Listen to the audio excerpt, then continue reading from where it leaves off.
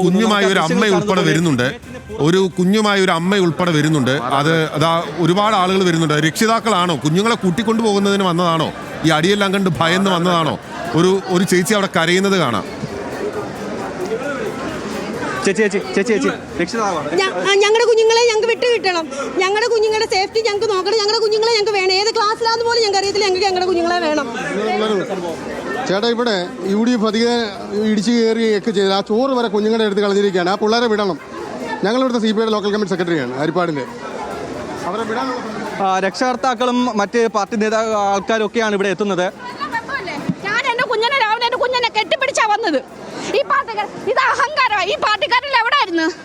ഈ രാഷ്ട്രീയക്കാരല്ല ഇത് വീഴുന്നതിന് മുമ്പേ എവിടെ ആയിരുന്നു?